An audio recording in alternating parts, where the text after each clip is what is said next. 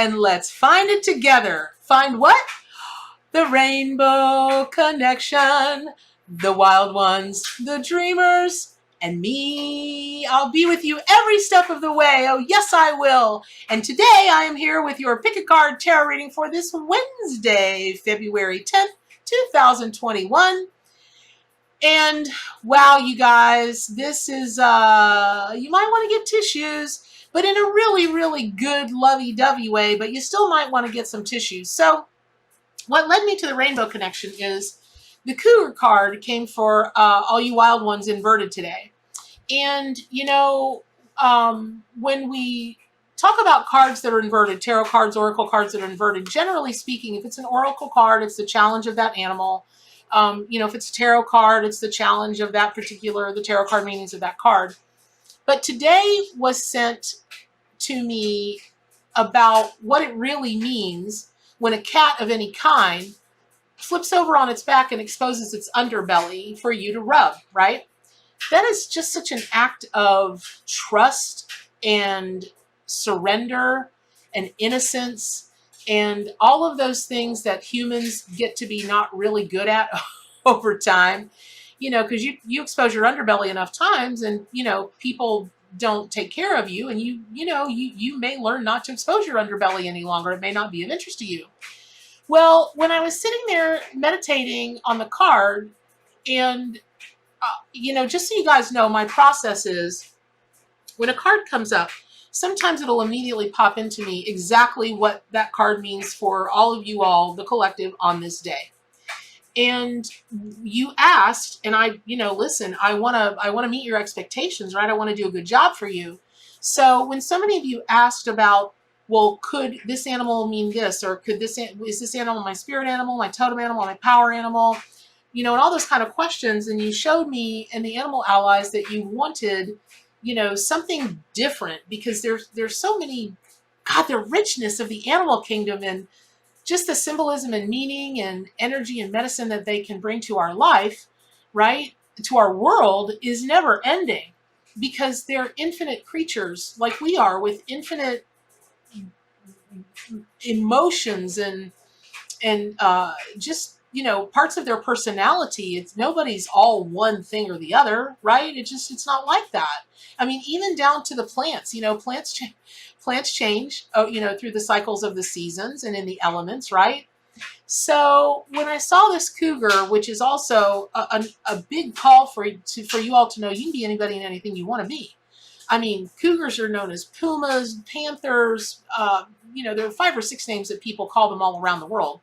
And that's always a call that you can be whoever you want to be. You really can. You just got to be willing to do it. Now, I'm also clear that man gave the name to these cats. I totally get that. But when you think something enough times and there's enough energy put behind it, it becomes a thought form. It becomes a living thing, right? So, you know, cougars may not know that. Maybe they want to be known as like Marianne or something like that. Or, you know, the king of whatever. I don't know. But when I saw that cougar flip over on its back for me this morning and I rubbed my hands up and down cougar belly and it started to purr, my hands started to vibrate like crazy. Well, what is also so crazy is last night, I put a thing on Facebook last night that I was a genius because instead of spending money on one of those vibrating mat thingies for my neck and the back of my head and my shoulders at night when I go to sleep, I somehow managed to coax four of the 5 of my cats up till near me and around my head and on my pillows. And I was able to just stay still long enough and just kind of pet them all around my head to get them all purring at one time. It was better than shiatsu. I'm never paying for a massage again. I'm just going to get my cats. I'm going to put treats on my pillows. But so when I was in my journey this morning and talking to the cougar, you know, from the arc, which I do, they're real. They're real to me because they're real. And I ran my hands down, and it was a her. I ran my hands up and down her belly.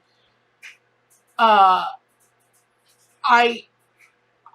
just had this, my gosh, I don't even know if I can explain the feeling that came into my heart chakra and then dropped down into my solar plexus, which is the chakra of today, right? And on this Wednesday, it's about a bridge day. We're bridging the gap between the beginning of the week, the end of the week, and all I could see were rainbows everywhere. And then all I could see was, uh,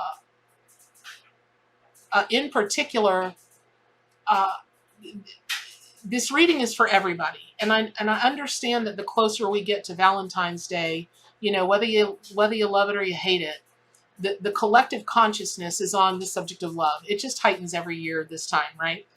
And this particular person I saw was a woman, really tall, probably a good at least 5'11" tall, really curly, frizzy kind of hair, maybe late 40s, maybe early 50s, big glasses, very thick, the really trendy kind of thick glasses, big, and had a little bit of a gap in between her teeth. And man, she is in mourning. And if that sounds anything like you, man, my heart goes out to you. And even if you don't resemble that person physically, I just was told that there are so many of you out there that have your fur babies on your mind, and that the Rainbow Bridge has been very much on your mind. And then the Rainbow Connection song started playing. And all of this is all going back to the Cougar, I promise, which is this. When we, oh man, I get all choked up. It's what hit me this morning.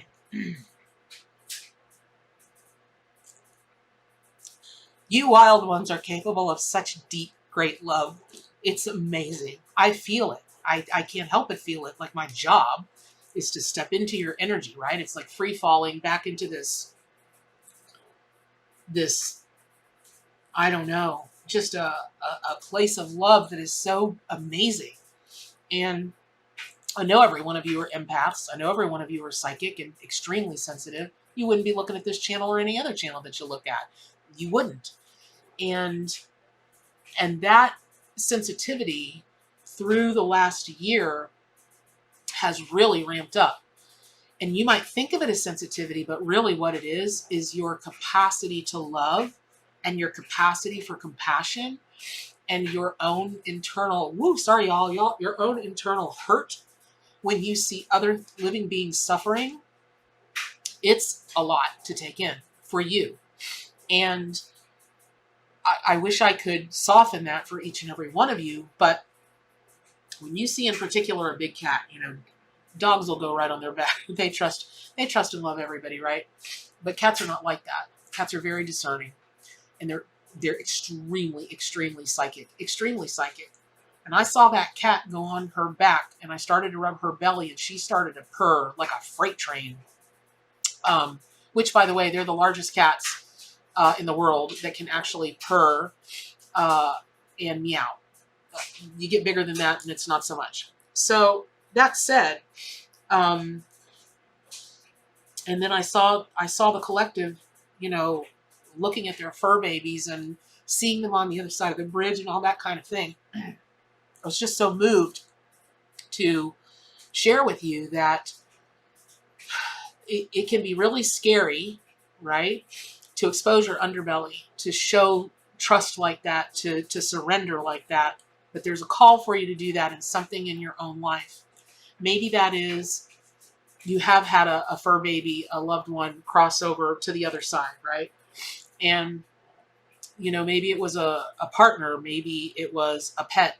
I really don't like that word pet, but it's the word we use. And you're like, nope, never doing it again. Not doing it. And maybe the crossing over wasn't into the next world. Maybe the crossing over was a divorce or a breakup. Maybe you had to surrender your pet for whatever reason. Oh, Lordy be. Maybe you're having to decide to, end a pet's suffering, and you're grappling with that. I don't know what it is, but there is a bridge going on between so many of you. And this could be this can be about a job. It can be about something you want to do for yourself or change yourself somehow, or, whatever. But it is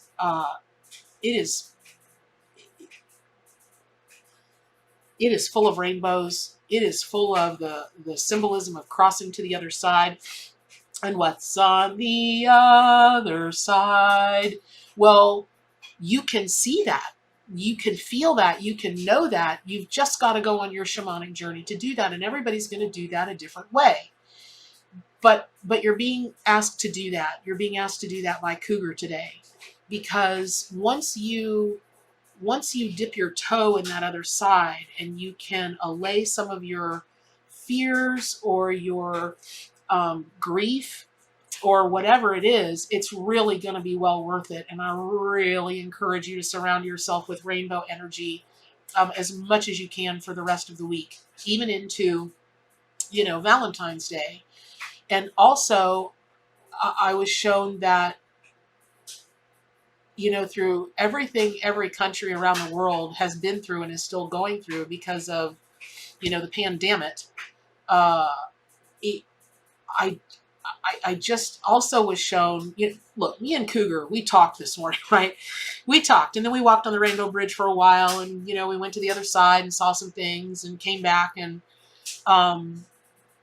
I feel like some of you, well, really a lot of you that haven't really maybe necessarily felt so global, like, why aren't we taking care of things in our own backyard first before we're trotting off to, Kathmandu or wherever to take care of, anybody else?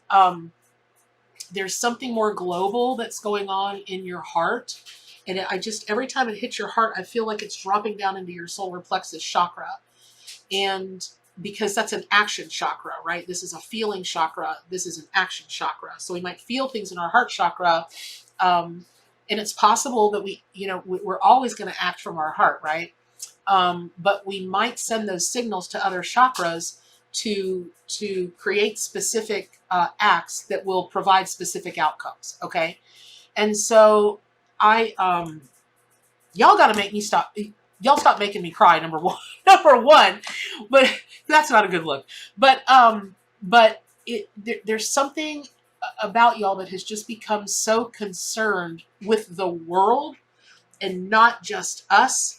And that, of course, speaks to rainbows, the rainbows of colors, of flavors, of smells, of music, of food, of other cultures, right? So I